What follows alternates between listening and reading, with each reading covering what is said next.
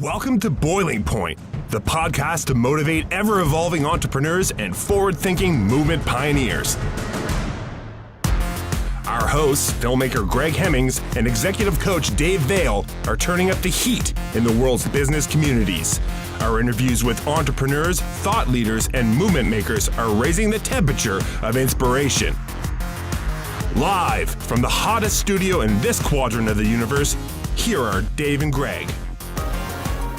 Well, welcome back to the Boiling Point. I'm hanging out here with Greg Hemmings and another wonderful guest. I can't wait to introduce you to this guest. But Greg, before we start, you know what? Of all my friends and all the people I hang out with, I think of I love music, but you love music and you have a band, and you're always talking about your experiences with music and it's a big part of your life. Totally. It's like this business, Hemmings House Pictures. We're a film company, but we started as a film company specifically for rock and roll. Like we filmed music festivals all over North America for years, thousands of live concerts, and music's where it was at, man. Until I realized that music doesn't pay very much, and you couldn't really build a business. But man, did it ever feel good. Well, okay. So, and I've learned a lot about music from you, and you've given me, very, like along the way, you've had a hard time about not, being really as up to date on, the members of the Grateful Dead beyond Jerry Garcia and understanding, certain albums and all this kind of stuff. But I have a great appreciation for music, not to the extent of you. And through you, I've learned a lot. So when I met our next guest, we're gonna get him to introduce himself, and he started telling me about this thing called the Awesome Music Project. I just thought, man, we got to have him on our podcast. He's got this brilliant story. He's got great energy. Of course, Terry. We're talking about Terry Stuart, who's with us. Hi, Terry.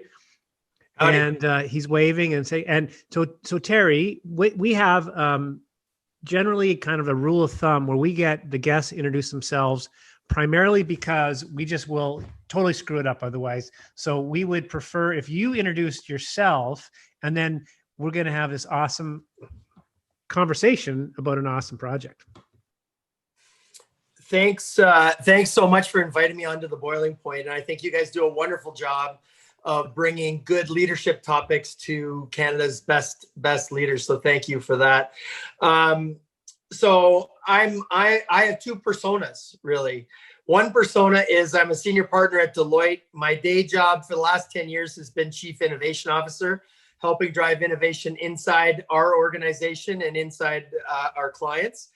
My newest job that I just started, I've transitioned out of the Chief Innovation Officer. I'm now the Chief Digital Officer for our federal government account. So trying to shake up the federal government in my spare time. So that's Terry, the Deloitte guy.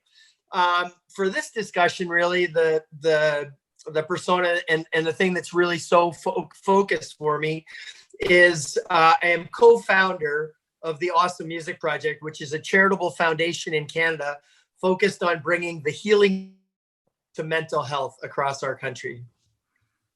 Fantastic. Okay. I need to hear more. Yeah. And it was interesting how it came up because somehow I brought up we were actually talking with your Deloitte persona, and then you started talking about this, and we talked about the podcast a little bit, and you asked me a question about, I was mentioning Chris Hadfield being on this podcast and how it was a little stressful for us because it's early days, or for me. And we were like, geez, is he even going to show up? And it was awesome to have it on. And he's obviously, for people that don't know him, I can't imagine who doesn't, but he's an astronaut and he's connected to this project. And you started telling me this story about this project and in a very personal way. And I'm wondering, like, and I know this would really resonate with you, Greg, because it has to do with being a father as well, as I recall the story, Terry. Maybe how did this all come about? Wouldn't you mind sharing that with us?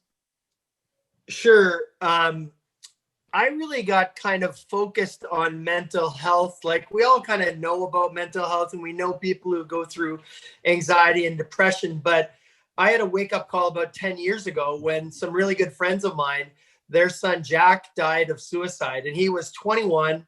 He was at Queen's University doing super well. They'd just been on a ski trip with him, and they're like, oh my goodness, we thought our son was super happy, doing well, and suddenly he took his own life. And so that was a wake-up call for me, because I hadn't actually been exposed directly like that to issues around mental health, suicide, etc. So they did a wonderful job, Jack Windler and Eric Windler, Jack's dad, and Sandra Hannington. They created the Jack Project, which is a wonderful project to bring students from high schools and universities to become mental health advocates.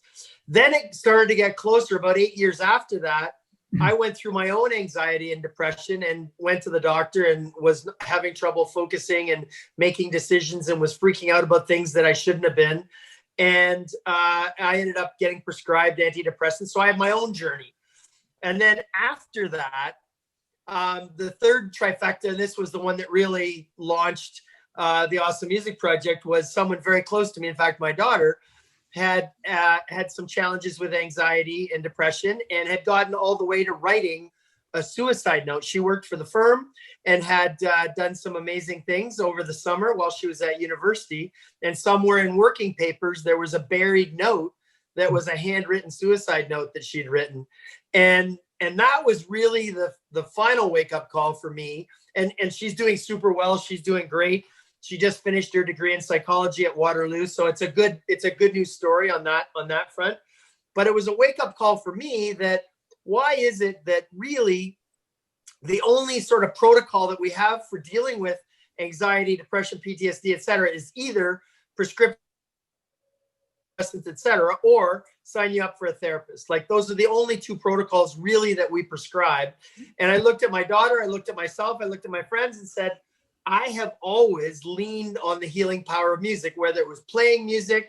I'm not really a musician, but I played a little bit of piano. I'm now taking back up the saxophone. I did clarinet in high school, but my daughter played piano in public school, and then she played saxophone in 2 bands in high school. She performed in musical theater at the Lower Ossington East Side Theater in Toronto, and we remortgaged our house to go see the original cast of Hamilton in New York. So music was super, super important for her.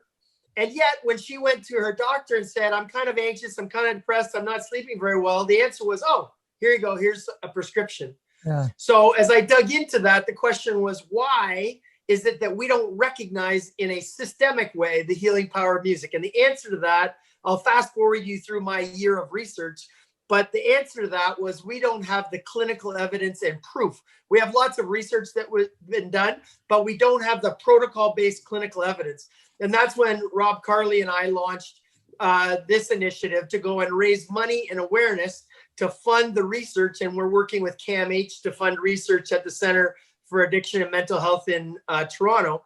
And we did it, though, in a little bit of a fun way, because that's kind of a serious topic. Okay, you got to do clinical research and all that stuff. We said, well, and remember, this was sort of 2016, 2017. And we said, well, how do we have some fun to do this? So we said, well, let's create a kind of a fun book.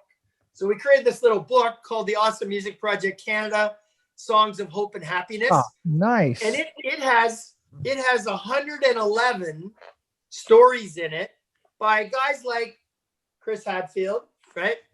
And each of the stories are like 1 or 2 pages. So this is a story, the best drug in the world, by somebody you might know, called Sarah McLachlan.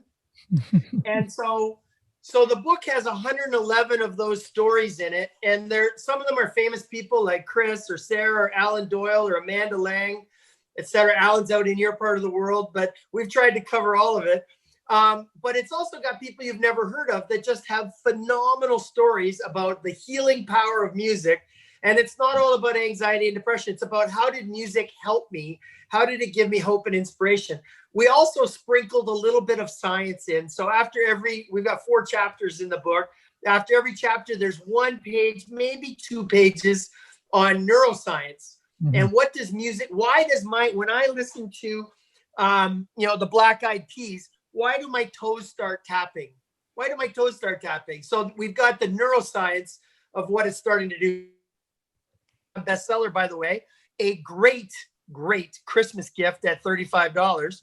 And so you can buy it on Amazon, but it's a bestseller in the music appreciation category. And all of the proceeds from the book, beyond the printing of the cost, go to the research that we're going to do at CAMH. Oh man, this is awesome. I love it. And as you're speaking with the toe tapping, it reminds me of, I never knew there was a word for this until listening to it on CBC about a year ago, but the effect of the Frisson effect, Frisson, which is that weird, amazing feeling of shivers you get when there's a specific build in a Sigur Rós song, or there's some way the music is. Sigur Rós, you're going to the backtracks. I like it. Sigur Yeah, Rós so is awesome. it's a. See, I knew I had to introduce you to. Like, I just knew it, just right off the bat. Dave, you'll understand this. When you hear a song that gives you a shiver, there is a word for that, and it's studied, and it's I haven't studied it myself too deeply, except I experience it all the time. And I wonder, Terry, if this is part of what you've been exploring, because there is a physiological response as well as an emotional response. So and those work hand in hand, because if you get that, it's almost like getting a buzz, right? If you get a little buzz from something, a whole bunch of neurological pathways that are firing, and So what we're trying to do with our research is actually prove that music actually changes your brain chemistry. Got it. So what we're doing with CAMH, I'll give the layman's, because I'm a chemical engineer, but I'm really a layman in this discussion, a layman's description. But basically take a cohort of people with depression, have them ingest a neurotracer, because CAMH has 50% of the patents worldwide on neurotracers, have it go into your brain, attached to a protein called MAO-B that's associated with anxiety and depression. So we'll measure in baseline, you put you into a PET imaging machine, say how much MAO-B do you have, and then do 1 month, 2 months, 3 months of clinical protocol-based music therapy with no antidepressants, no other interventions, and then rinse, repeat, and see what we do. So we're going to hopefully prove that what we know intuitively and qualitatively, that music makes us feel better, we're going to hopefully prove that we can actually change the brain chemistry through music therapy. Wow. That's a pretty good layman. I would say that's an advanced layman explanation. just so you know, Terry, speaking to the real layman here, and also, even when you describe you're not a musician, no, I am not a musician. You you are a musician. Well, no. And Rob Carli is a professional saxophone player who's played with Toronto Symphony, Bare Naked Ladies, Chris Hadfield, and others, and writes all the music and produces all the music for Murdoch Mysteries that you guys may be familiar with, and Winona and a bunch of other shows. So Rob is a musician. So he's the guy in our partnership that actually drives the real music part. I'm just the crazy innovator guy. And that's what you do at Deloitte too, which is super cool. Now, it's interesting too. My wife is a physician, and she works a lot in end of life care, and it's really cool for her to be able to prescribe music therapy. So in her world, this is something she uses. Now, in her world, it doesn't necessarily need to have all of the scientific backing. It can be placebo based, it can be anecdotal based, but it works.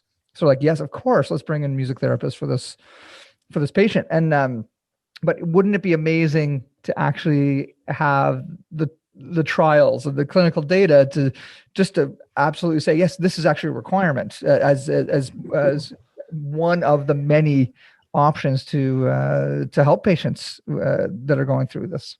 And if you want to geek out on it for a second, next time when we can actually get on planes again and do some traveling, come to Ontario. I know you're leaving God's country, but come to Ontario and go to Hamilton to McMaster University. And they have a place called the Live Lab. And the Live Lab is amazing. So it's 106 person concert hall that has 80 different speakers. So you can configure it to sound like Red Rocks or Massey Hall or Madison Square Garden, right? And it was a donation between the Department of Psychology, Department of Music, and Department of Computing. So what they do at the Live Lab is they study music's impact on the brain using EEG. So they'll take the performers on the stage and put EEGs on them. So electroencephalograms measuring their brain waves. So are they in alpha, theta, gamma, kappa, or delta brain waves? And they can also measure using EEG the brain waves of the participants or the audience members. So imagine like we could then prove, like, you know, how much better you feel listening to the same, you know, pick your thing, Foo Fighters, listening to the Foo Fighters album at home versus going to the concert and seeing Dave Grohl rip it up, right? You feel better in the crowd. Hard to do right now, but in the crowd. So we know intuitively we feel better. What they're going to be able to do is prove that different parts of your brain light up when you're listening to music. And even more interesting, more parts of your brain light up when you're performing music than any other activity humans participate. Other arts, music lights up more parts of our brain, especially when we play it.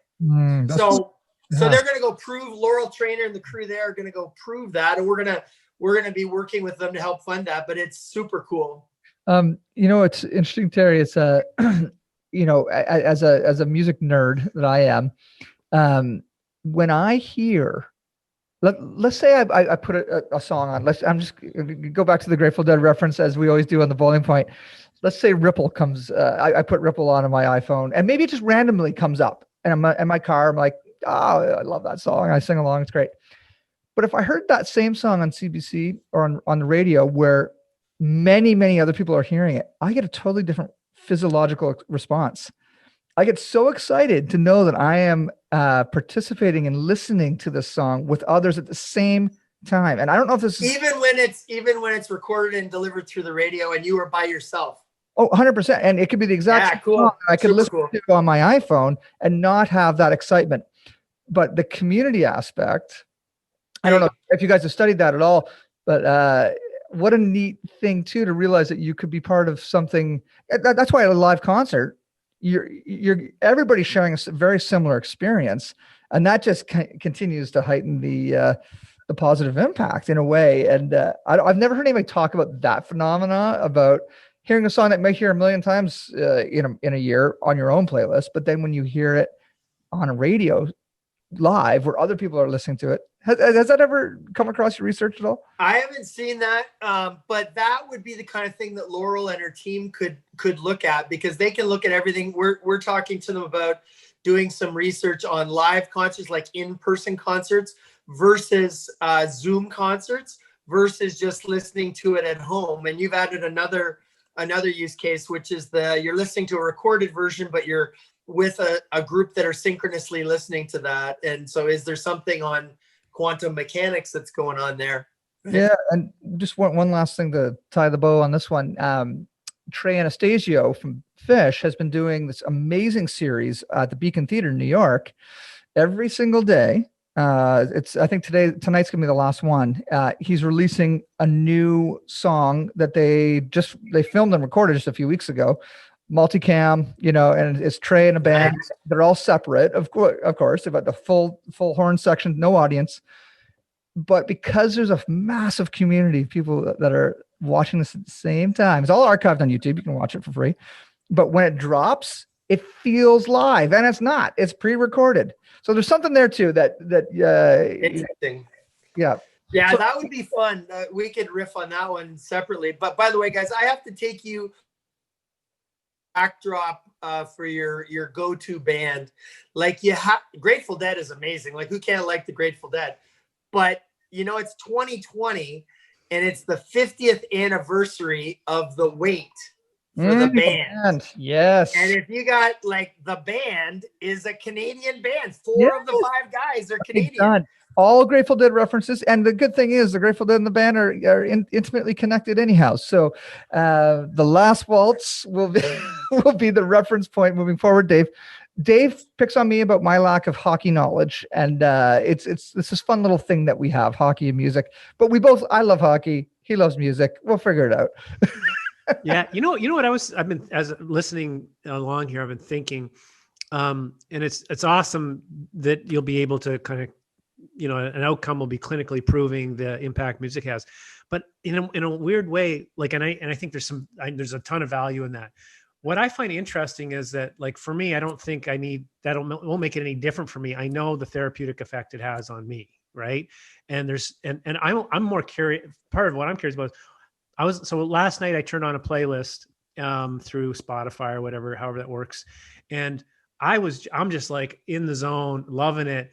My wife is not there at all with the same. We're listening to the same music, and I'm just like, how can you not, really enjoy the Killers, Coldplay, like I've got, like I'm just like, because it gives me that feeling, you know what I mean? And I'm shocked that she doesn't feel the same way, and then she puts her list on and I'm like, this isn't working for me at all. Like, but just how subjective it is, maybe. Yeah, exactly.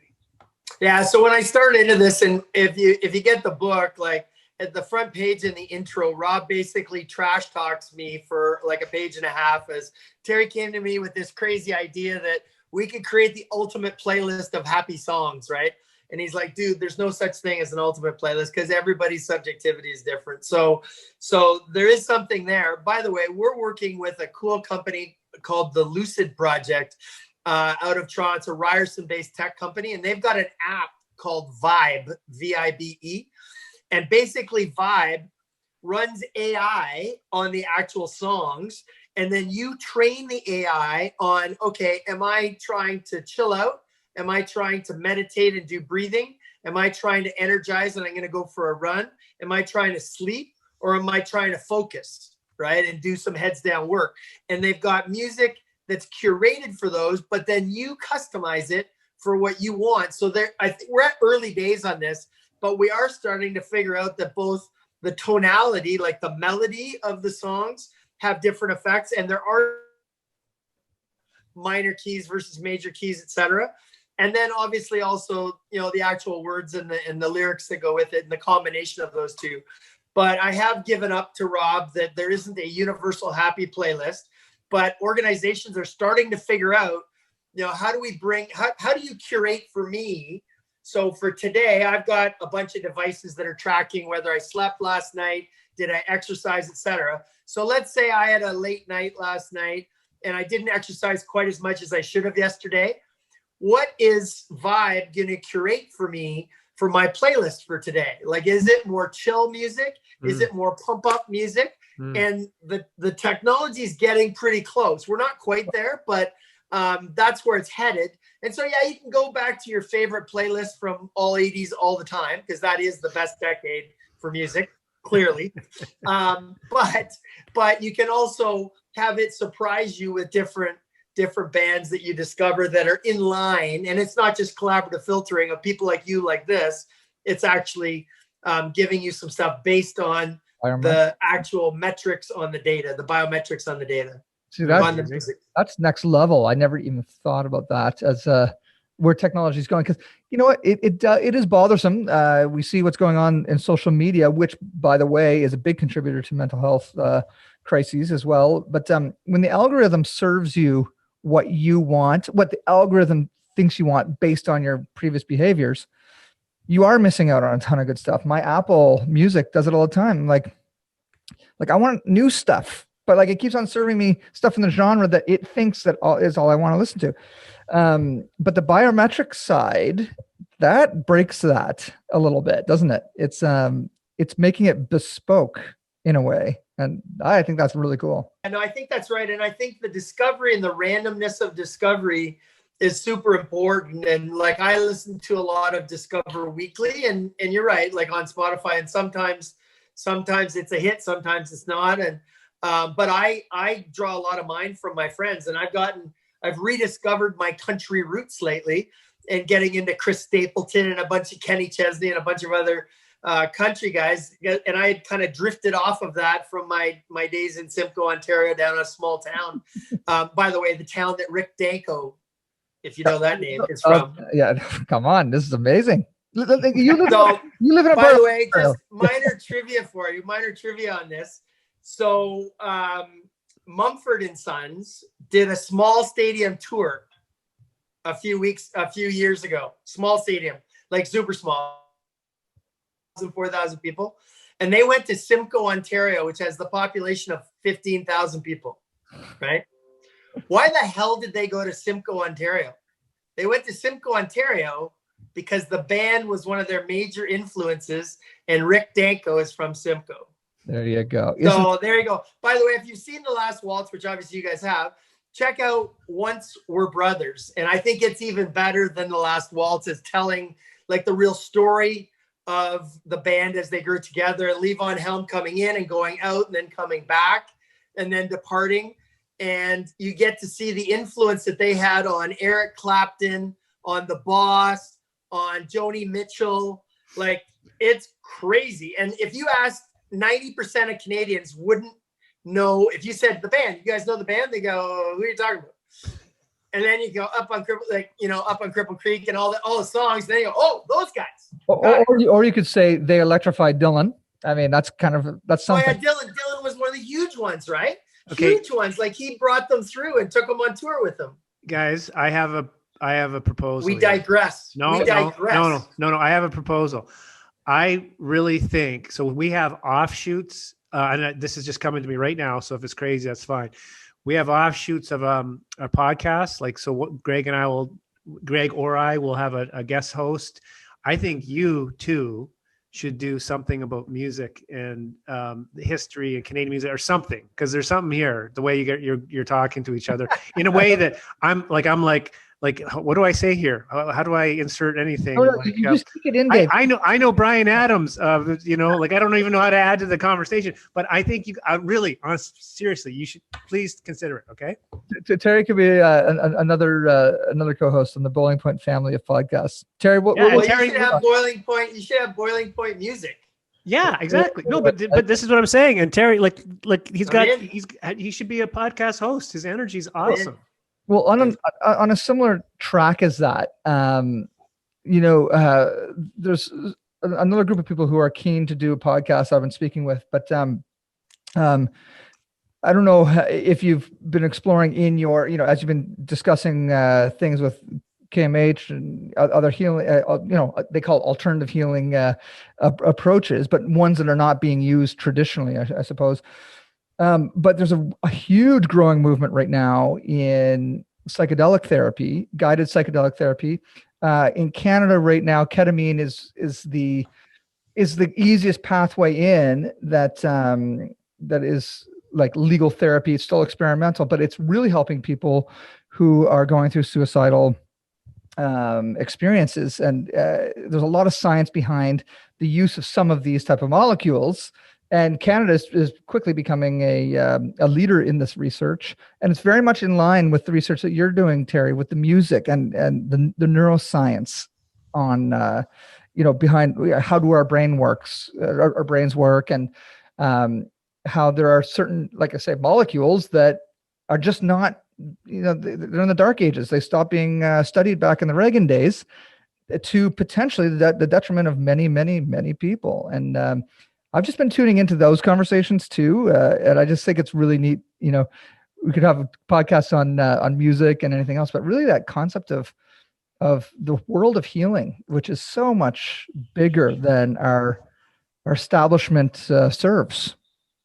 I just came back. I just came back from a virtual conference that I normally go to called Transformative Technologies, and it's about well-being and all of that space and new technologies, capabilities, etc. So we can go long on that. Tim Ferriss, Sam Harris, Ben Greenfield.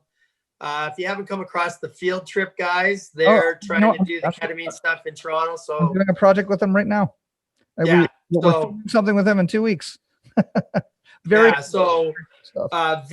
very curious on that space, because I think as we stop the demonization of it and get into, okay, what's the science, and leverage like the MAPS guys who do major research into this.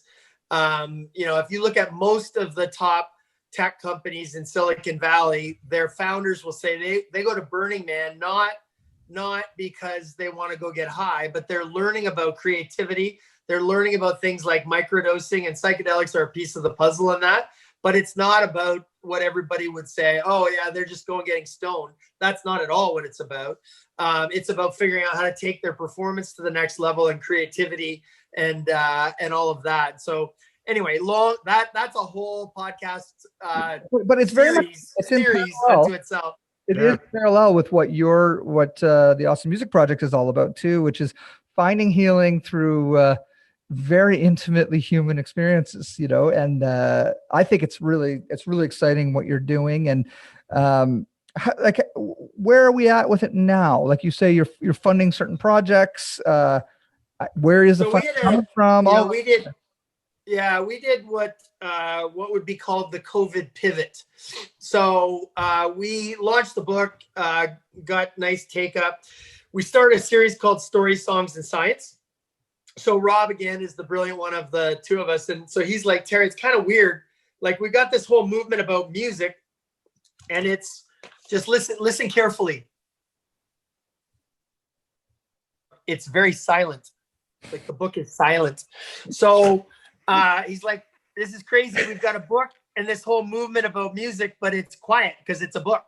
So we created a concert series called Story, Songs, and Science. And we have somebody from the book telling a story about a song that made them happy and hopeful, somebody performing that song, and then a neuroscientist talking about the scientific effects. So we did a concert in Toronto at the Gladstone.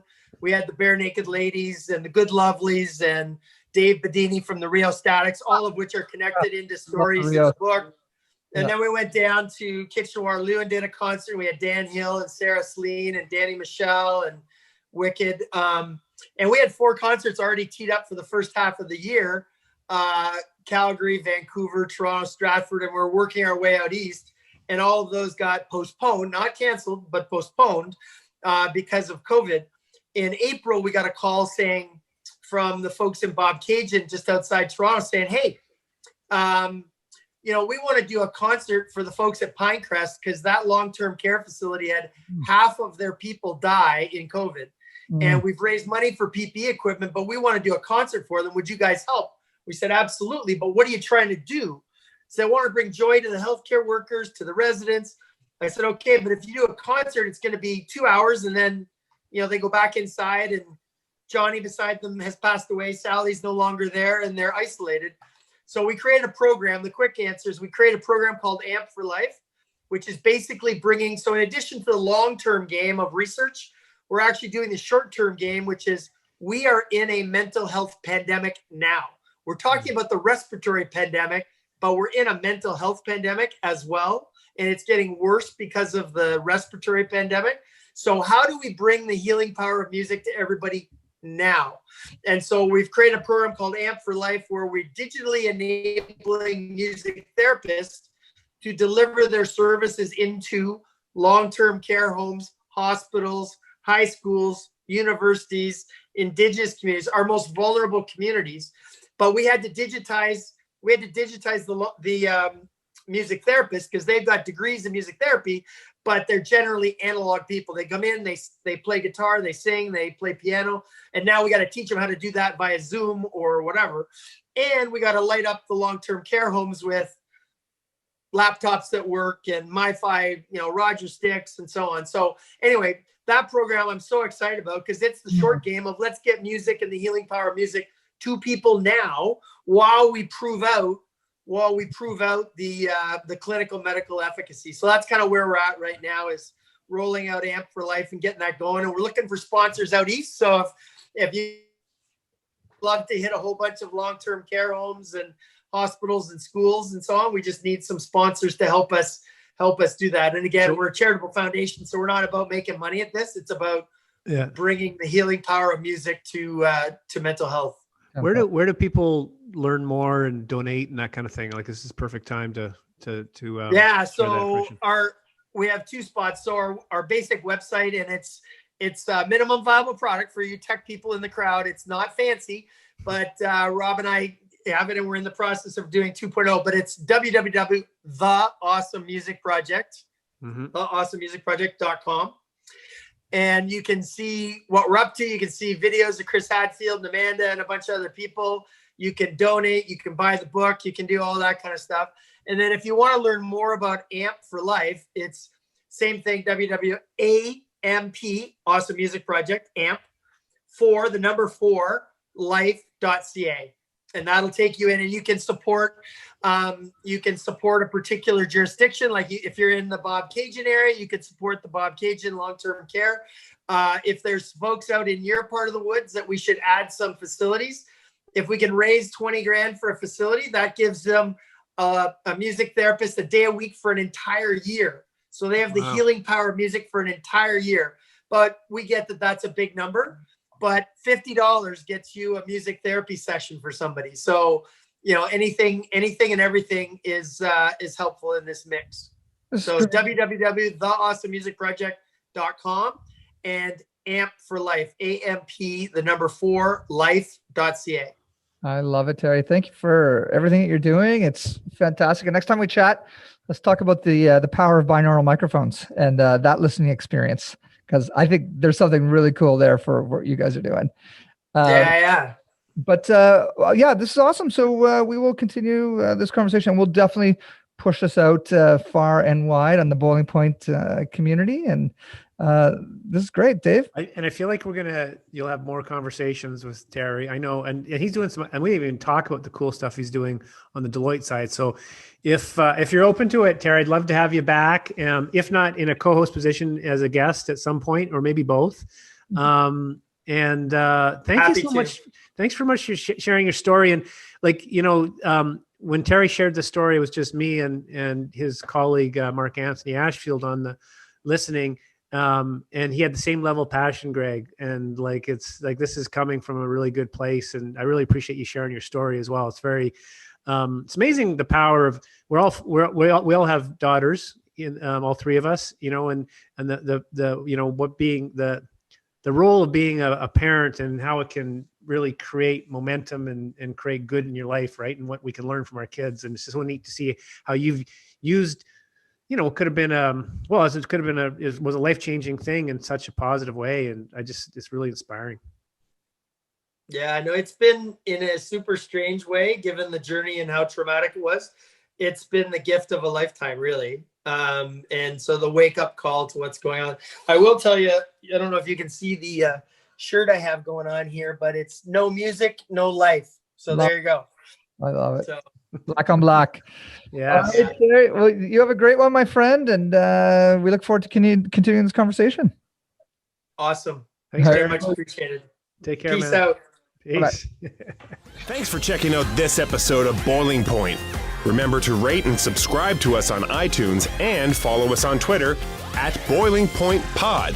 To see more from Dave Vale, check out leadershipunleashed.ca or visioncoachinginc.com. And on Twitter at Dave_Vale. And to catch up with Greg, visit hemmingshouse.com and at Greg Hemmings on Twitter. Thanks for listening, and remember, keep that pot boiling.